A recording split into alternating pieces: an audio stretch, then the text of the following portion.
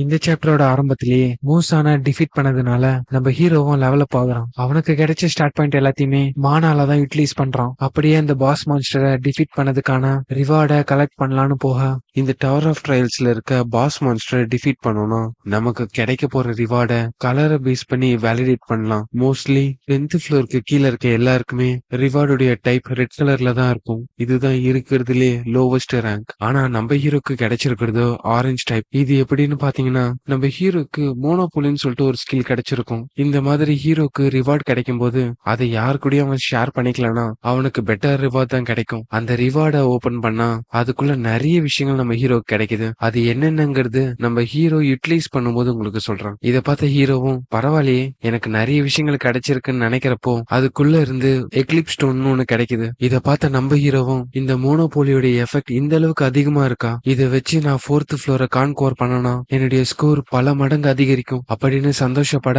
இதை பார்த்த ஆலிஸும் இந்த மாதிரி இவன் ஃபேஸ் வைக்கும் போது மட்டும் என்னால அதை பார்க்க முடியல அப்படின்னு நினைக்கிறப்போ இதே நேரத்துல அந்த கில்டுடைய கான்ஃபரன்ஸும் நடக்குது. உடனே அந்த பேட்ரிக் வந்துட்டு அவன் சொன்ன மாதிரி 3rd ஃப்ளோரை கான்கோர் பண்ணிட்டான். பதிலுக்கு பேக்கும் இந்த இடத்துல ஒரு ஹீரோ பிறந்துட்டான் அப்படின்னு சொல்ல, உடனே மரியா வந்துட்டு தேங்க் காட், இப்ப நம்ம கிட்ட 90 டேஸ் டைம் ஃப்ரேம் இருக்கு நெக்ஸ்ட் ஃப்ளோரை கிளியர் பண்றதுக்கு. இந்த டைம் ஆச்சு நம்ம ப்ராப்பரா ப்ரிப்பேர் ஆகணும்னு சொல்ல, உடனே இதை கேட்ட டென்வாயும் தேங்க் காட் நான் சொன்னீங்க, நீங்க முட்டாள் மாதிரி பேசியதை நிறுத்துங்க. இந்த ரைடை அவன் கம்ப்ளீட் பண்ணதுனால நமக்கு என்ன பெனிஃபிட்? ஏதாச்சும் ஒரு கில்டாச்சு பெனிஃபிட் அடையுதுன்னா பரவாயில்ல, எல்லா ரிவார்டுமே அவனுக்கு தான் போகுது. அது மட்டும் இல்ல, இந்த 3rd ஃப்ளோருடைய வீடியோவை அப்லோட் பண்ணனா வியூஸும் அவனுக்கு தான் அதிகமா போகும். இதை கேட்ட தெரசாவும் என்ன பேசிட்டு இருக்கீங்க நீங்க? அந்த 3rd ஃப்ளோர்ல நீங்க கண்டினியூவா டிஃபீட் ஆனதுனால ஆல்மோஸ்ட் அந்த டெமானிக் ஹியூமன்ஸ் கூட கை கோக்குற அளவுக்கு நீங்க போயிட்டீங்க. ஆக்சுவலா நீங்க எல்லாரும் அவனுக்கு தேங்க்ஸ் சொல்லணும். அவன் நம்ம எல்லாருக்குமே 90 டேஸ் டைம் ஃப்ரேம் வாங்கி கொடுத்திருக்கான். அந்த டெமானிக் ஹியூமன்ஸ் உடைய ஹெல்ப் இல்லாம இந்த மாதிரி ஒரு சிச்சுவேஷன்ல நமக்கு ஹெல்ப் பண்ணவங்கள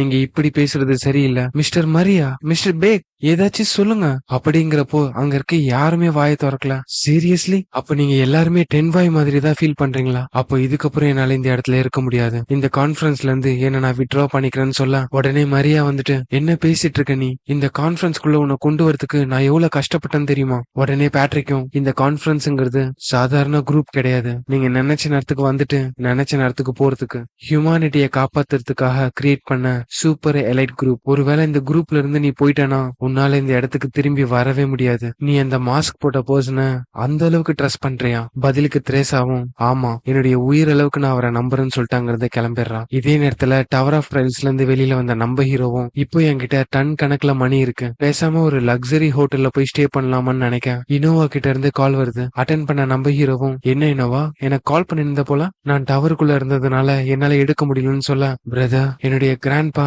கண்ணை திறக்க மாட்டேங்கிறாரு. பதிலுக்கு நம்ம ஹீரோவும் நீ இப்ப எங்க இருக்க, நான் உடனே வரேன். இந்த இயனோவை எல்லாருமே நியூக்ளியர் ஃபீஸ்ட்னு சொல்லுவாங்க, ஏன்னா இவதான் legendary martial artist Shiyan Yang, இந்த கொரியாவிலேயே பீக்ல இருக்கிறவருடைய பேத்தி. ஹீரோ வந்துட்டு அவளை ஃபர்ஸ்டா பார்க்கும்போது ரொம்ப டஃபா சியர்ஃபுல்லா அப்புறம் பிரைட்டா இருந்திருப்பா. ஆனா இப்போ இந்த மாதிரியான ஒரு எக்ஸ்பிரஷனை கொடுத்துட்டு இருக்கா. உடனே நம்ம ஹீரோ வந்துட்டு என்ன ஆச்சுன்னு சொல்லுங்கிறப்போ இந்த டவர் ஆஃப் ட்ரையல்ஸ் அப்பியர் ஆனதுக்கு அப்புறம் இன்ஷியானுங்கிற ஒரு இடத்துல அவுட் பிரேக் நடந்துச்சு. இதை கேட்ட ஹீரோவும் அந்த டைம் பீரியட்ல நான் ஹேனா கூட லேப்ரியட்ல இருந்தேன், ஆனா அதுக்கப்புறம் இந்த அவுட் பிரேக்க பத்தி நான் நியூஸ்ல கேள்விப்பட்டேன். அந்த டைம் பீரியட்ல என்னுடைய கிராண்ட்பா அந்த இடத்துல தான் இருந்தாரு. அப்பதான் அவரு அவைக்கணும் ஆனாரு. அங்க இருக்க மான்ஸ்டர்ஸ அவர் அழிக்க ட்ரை பண்ணாரு. அந்த நேரத்துல அவருக்கு ஏற்பட்ட காயத்தால இப்போ வரைக்கும் ஃபுல்லா ரெக்கவர் ஆகாம கண்டிஷன் இன்னும் மோசமா போயிட்டு இருக்கு. இவரை பார்த்த ஹீரோ வந்துட்டு அப்பனா இவர் தான் அந்த சியாங் யோங்கா, இந்த கொரியாவிலேயே ரொம்ப ஸ்ட்ராங்கஸ்டான மேன். உடனே ஐ ஆஃப் குளூட்டன் ஆக்டிவேட் பண்ணி அவருடைய ஸ்டேட்டஸ் போர்டை பார்க்க இவருடைய ஏஜ் 78,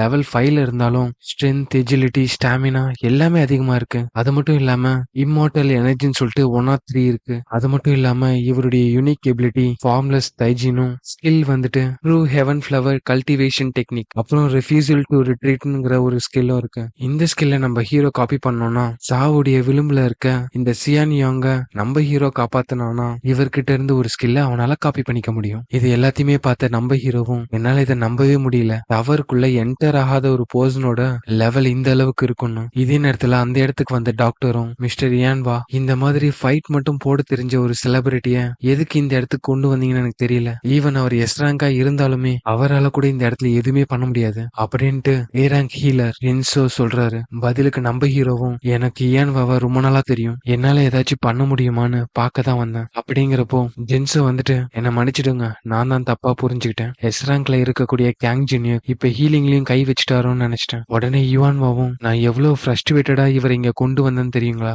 இந்த ஃபீல்டுலயே ரொம்ப எக்ஸ்பர்ட்டான நீங்கெல்லாம் இவரை பார்த்துட்டு இருக்கீங்க, ஆனா இப்ப வரைக்கும் எந்த ஒரு இம்ப்ரூவ்மெண்ட்டும் எனக்கு தெரியல. உடனே அந்த டாக்டரும், எங்களுடைய பெஸ்ட்டை தான் நாங்க பண்ணிட்டு இருக்கோம். இந்த டவர் ஆஃப் ட்ரையல்ஸ் அப்பியர் ஆனதுல இருந்து ஒரு டிசீஸ்க்கும் நாங்க தரவா ரிசர்ச் பண்ண வேண்டியதா இருக்கு. அப்பவுமே எங்களுடைய பெஸ்ட்டை நாங்க கொடுத்துட்டு தான் இருக்கோம். உடனே இயான்வாவும், என்ன மன்னிச்சிடுங்க, எமோஷன்ஸ்ல என்னென்னமோ பேசிட்டேன். உடனே ஹீரோவும் அவனுடைய ஐ ஆஃப் குளூடனை ஆக்டிவேட் பண்ண பின்னாடி இருக்க ஹியான்வாவும், டாக்டர் அவங்களுடைய ரிசர்ச் பண்ணட்டும், நம்ம போலாம் பிரதர்னு கூப்பிட ஹீரோட ஃபேஸும் அந்த இடத்துல கோவமா மாற, ஏன்னா நம்ம ஹீரோ ஐ ஆஃப் குளூடனை ஆக்டிவேட் பண்ணிட்டான். அவங்க எல்லாருமே லெவல்ல ரொம்ப கம்மியா இருக்கிறதுனால அவங்க மனசுல என்ன நினைக்கிறாங்கிறதும் நம்ம ஹீரோவால நல்லாவே பார்க்க முடியுது. ஆக்சுவலா சொல்ல போனோம்னா அந்த இடத்துல இருக்க யாருமே இது வரைக்கும் ட்ரீட்மெண்ட்டை ஸ்டார்ட்டே பண்ணல. இயான்வா கிட்ட இருந்து பணம் புடுங்கிறதுக்காக ட்ரீட்மெண்ட் கொடுக்கற மாதிரி நடிச்சிட்டு இருந்திருக்கானுங்க. உடனே அந்த டாக்டரும், இங்க பாத்தீங்கன்னா உங்களுக்கே தெரியும், இவர்கிட்ட இருக்க அந்த கல்டிவேட் டெக்னிக்கும் அந்த டவர்ல இருந்து ரிலீஸ் ஆன அந்த மானா பவரும் கொலைட் ஆனதுனால அதோடைய விளைவா இவர் கோமாக்கு போயிட்டாரு. எங்களால மேஜிக் கிறிஸ்டல் யூட்டிலைஸ் பண்ணி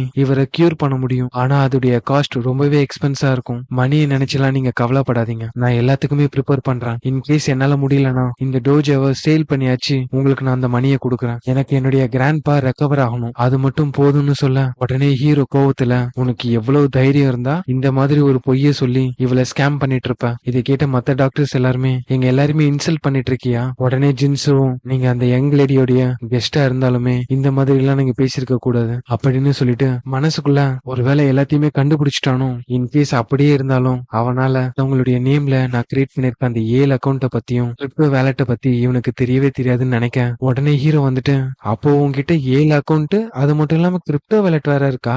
நீ இவங்க கிட்ட இருந்து எவ்வளவு புடிங்கி இருக்கன்னு தெரியலையே. இதை கேட்ட இயான்வாவும் கோவத்தோட, நீங்க என்ன சொல்றீங்க அப்படிங்கிறப்போ பதிலுக்கு அந்த டாக்டரும், எந்த ஒரு ப்ரூஃபும் இல்லாம எங்க மேல இந்த மாதிரி பழி போடாதீங்க அப்படின்னு சொல்லிட்டு மனசுக்குள்ள, எப்படி இவனுக்கு இந்த அளவுக்கு இன்ஃபர்மேஷன் தெரிஞ்சிருக்கு? ஒருவேளை இந்த வேலையை பண்ண சொன்னது பிளாக் கிளவுட் கில்டுடைய லீடரும் அவங்க போட்டிருக்க அந்த ரெசிடென்ட்டுடைய கான்ட்ராக்ட்னு தெரிஞ்சிருக்குமோ? இதை கேட்டு நம்ம ஹீரோவும் ஷாக் ஆக, ஏன்னா அந்த ரெசிடென்ட்ங்கிறவங்க டவருக்குள்ள இருக்கிறவங்க, அவங்களுக்கும் இந்த பிளாக் கிளவுட் லீடருக்கும் என்ன சம்பந்தம் இருக்குன்னு யோசிக்க இங்கேயே இந்த சாப்டர் முடியுது. அடுத்த சாப்டரோட ஆரம்பத்திலேயே நம்ம ஹீரோ வந்துட்டு, இந்த பிளாக் கிளவுட் லீடர் என்ன பிளான் பண்ணிட்டு இருக்கான்னு தெரியலையேன்னு யோசிக்க அந்த கிராண்ட்பாவுடைய கண்டிஷன் ரொம்ப மோசமாகி அவர் பிளட் வாமிட் எடுக்க ஆரம்பிக்க, இந்த வாய்ப்பை பயன்படுத்தி அந்த ஜின்ஸும் அங்கிருந்து ஓட இயான்வாவும் அவளுடைய காலை வச்சு அந்த டோரை லாக் பண்ணிட, எங்க தப்பிக்க பாக்குறேன், எதையோ நீ மறைக்கிறதுனால தான் இங்க இருந்து ஓட ட்ரை பண்ணிருக்க, என்னுடைய கிராண்ட்பாக்கு மட்டும் ஏதாச்சும் ஆச்சுன்னா உன்னால இங்க இருந்து உயிரோட போக முடியாது.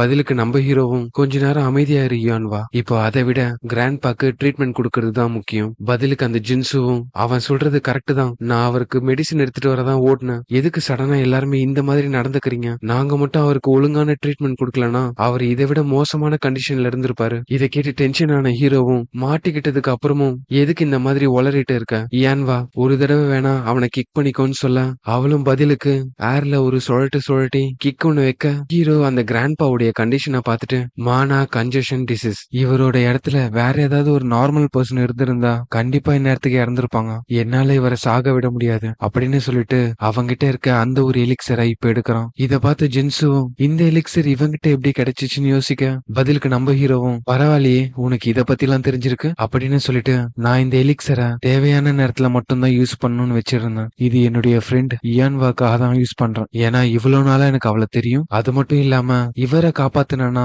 இவருடைய ஸ்கில்ல காப்பி பண்ற சான்ஸ் கிடைக்கும், நான் எப்படி அதை மிஸ் பண்ணுவேன் அப்படின்னு சொல்லிட்டு அந்த எலிக்சரை அவர் மேல பயன்படுத்த மோசமான கண்டிஷன்ல இருந்த அந்த கிராண்ட்பா எலிக்சரை அவருடைய பாடி அடாப்ட் பண்ணதுனால இப்ப கியூர் ஆயிடுறாரு. இதன் மூலியமா நம்ம ஹீரோவுடைய அந்த காப்பி கண்டிஷன் ஃபுல்ஃபில் ஆயிட ஹெவன்லி ஃபிளவர் கல்டிவேட் டெக்னிக் அப்படிங்கிற ஒரு ஸ்கில் நம்ம ஹீரோக்கு கிடைக்குது. இந்த டெக்னிக் மூலியமா அட்மாஸ்பியர்ல ஃப்ளோ ஆகுற மானாவை நம்ம ஹீரோவால அப்சர்வ் பண்ண முடியும். அது மட்டும் இல்லாம ஒன்ஸ் நம்ம ஹீரோ மானா இல்லாம ட்ரைன் அவுட் ஆனதுக்கு அப்புறம் அதை ரெக்கவர் பண்ற ஸ்பீட் 30% இன்க்ரீஸ் ஆகும். இதனாலேயே இந்த ஸ்கில்லை யூஸ் பண்றவங்க ரொம்ப யங்கா இருப்பாங்க. இது எல்லாத்தையுமே பார்த்துட்டு இருந்த அந்த ஜின்சுவும், இதுக்கெல்லாம் சான்ஸே இல்ல, இவன் அந்த ஓல்டு மேனை கியூர் பண்ணிட்டான், உடனடியா நம்ம இங்க இருந்து எஸ்கேப் ஆகணும்னு அப்படின்னு சொல்ல நம்ம ஹீரோவும் அவனை எட்டி உதைச்சிட்டு கொஞ்ச நேரம் நம்ம தனியா பேசலாமா அப்படின்னு கேட்க பயத்துல அவனும் ஒருவேளை என்ன நீ கொல்லலாம்னு நினைக்கிறியோ? சேச்சா, மத்தவங்கள ஸ்கேம் பண்றதுக்காகலாம் நான் யாரையும் கொல்ல மாட்டேன். நீ இங்க இருந்து கிளம்பலாம். ஆனா அதுக்கு முன்னாடி இது வரைக்கும் அவகிட்ட இருந்து ஸ்கேம் பண்ண எல்லா பணத்தையும் ரிட்டர்ன் பண்ணிடு. இன்கேஸ் யுவான்வா கேட்டா உன்னை பத்தி நல்லபடியா 4 விஷயம் சொல்லி வைக்கிறேன். இதை கேட்ட ஜின்சுவும் நான் இவ்வளவு பண்ணியும் என்ன உயிரோட விடுறேங்கிறான், ஏதோ சஸ்பீஷியஸா இருக்கே.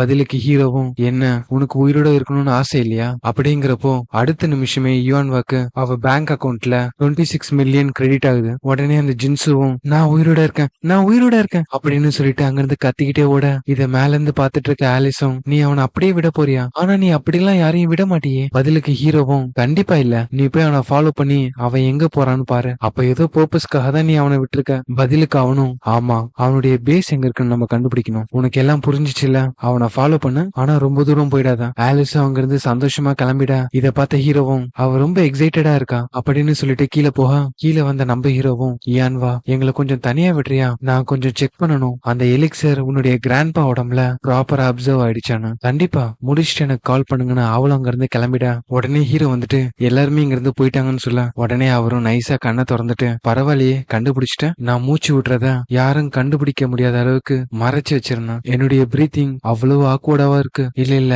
அது ரொம்ப பெர்ஃபெக்டா இருந்துச்சு சார். பதிலுக்கு அவரும் நான் உன்னை ஏமாத்தணும்னு நினைக்கல, இட்ஸ் ஆல்ரைட் சார், என்னால அதை புரிஞ்சுக்க முடியுது. சடனா இந்த இடத்துக்கு வந்துட்டு யாராலையும் கியூர் பண்ண முடியாத ஒரு டிசீஸ நான் கியூர் பண்றேன்னா என்ன நம்புறது உங்களுக்கு கொஞ்சம் கஷ்டமா தான் இருக்கும். இன்கேஸ் நான் உங்க இடத்துல இருந்திருந்தாலும் உங்களை மாதிரி தான் யோசிச்சிருப்பேன். இதை கேட்ட இந்த கிராண்ட்பாவும் சிரிச்சுக்கிட்டே மத்தவங்க எப்படி ஃபீல் பண்றாங்கிறத நீ நல்லாவே புரிஞ்சுக்கிற, அது மட்டும் இல்லாம நான் என்ன நினைக்கிறேங்கிறதையும் அக்யூரேட்டா சொல்றேன். பதிலுக்கு நம்ம ஹீரோவும் நீங்க ஹெல்த்தியா இருக்கிறத பாக்குறதுக்கே ஹாப்பியா இருக்கு சார். உண்மையை சொல்லணும்னா இனோவா அவ உங்களை நினைச்சு ரொம்பவே கஷ்டப்பட்டுட்டு இருந்தா. இது வரைக்கும் எந்த ஒரு விஷயத்திலயும் என்கிட்ட ஹெல்ப் கேட்காதவன் ஃபர்ஸ்ட் டைமா உங்க விஷயத்துல என்கிட்ட ஹெல்ப் கேட்டா. நீங்க எழுந்திருச்சதுக்கு அப்புறம் உங்ககிட்ட ஒரு விஷயம் கேட்கலான்னு இருந்தேன். அந்த அவுட் பிரேக் அப்போ என்ன நடந்துச்சு? பதிலுக்கு இவர் வந்துட்டு இது எல்லாமே நான் அந்த கான்ஃபரன்ஸை நோக்கி போயிட்டு இருக்கும் போது தான் நடந்துச்சு. அந்த கிராண்ட்பா கார்ல போயிட்டு இருக்கும்போது சடனா அவருக்கு எதிர்க்க இருக்க பாதையில ஒரு போர்ட்டல் ஒண்ணு கிரியேட் ஆச்சு. அது உள்ள இருந்து நிறைய ஸ்பைடர் மான்ஸ்டர் வெளிவர அங்க இருக்கவங்களை அட்டாக் பண்ணும்போது நம்ம கிராண்ட்பா தான் அங்க இருக்க மான்ஸ்டரை அட்டாக் பண்ணிட்டு நான் இதை பாத்துக்கிறேன், இங்க இருக்க மக்களை எவாக்குவேட் பண்ணுங்கன்னு